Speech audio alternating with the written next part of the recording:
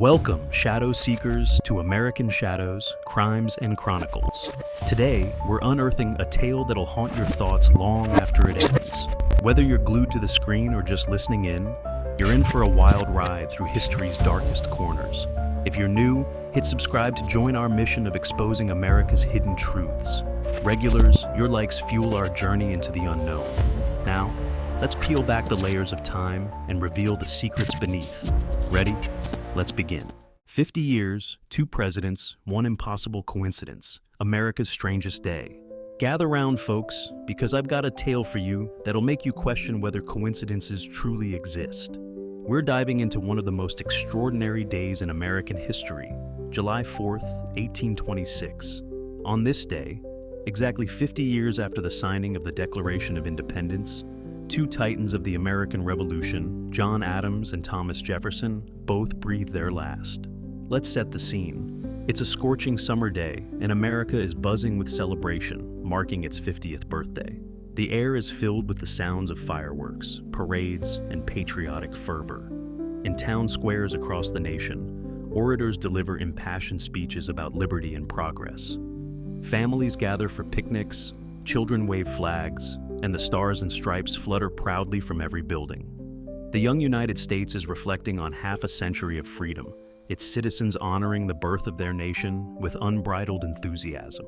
Yet, as the country celebrates, 2 of its most prominent founding fathers lie on their deathbeds, miles apart. John Adams, age 90, is in Quincy, Massachusetts.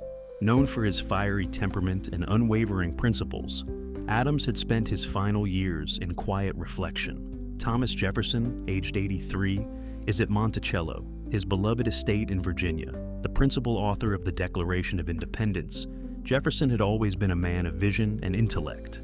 Now, you might think these 2 founding fathers were the best of friends, united in their twilight years by shared memories of revolution and nation building. But here's where our story takes its first twist. Adams and Jefferson had a relationship that was complicated, to say the least.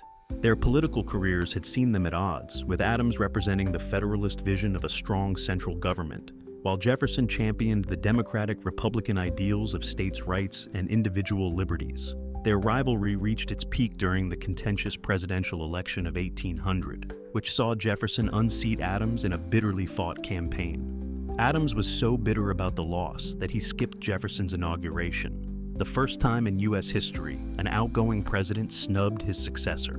For years after, these 2 giants of the Revolution didn't exchange a single word. Can you imagine? These men who once worked side by side to birth a nation, now silent enemies.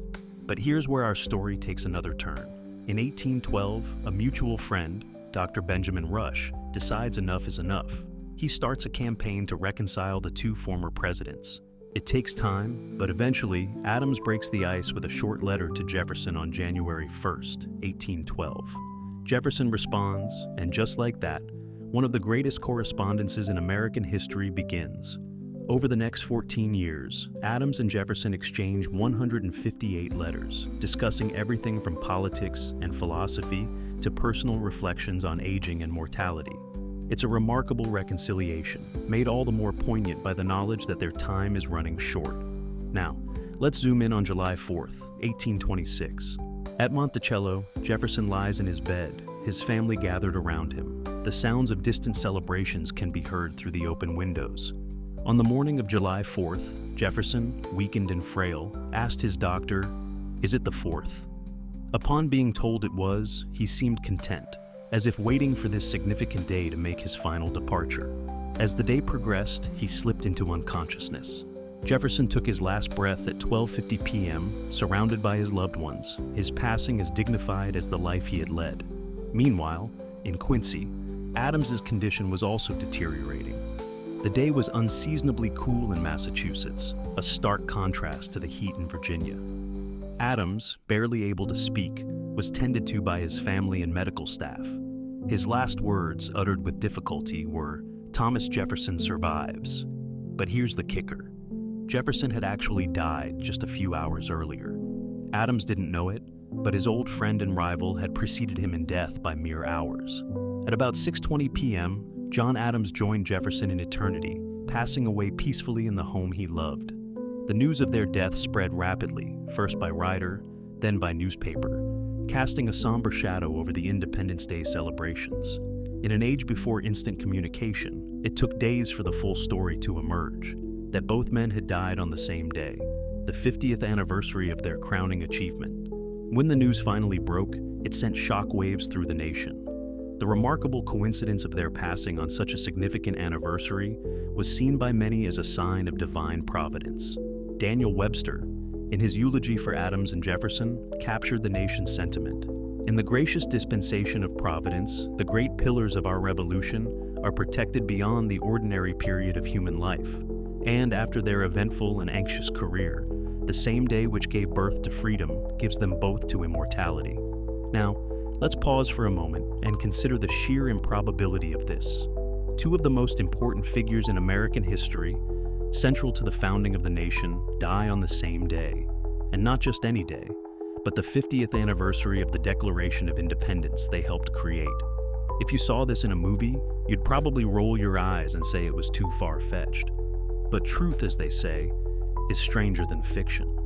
The deaths of Adams and Jefferson on July 4th, 1826, were not just a remarkable historical coincidence.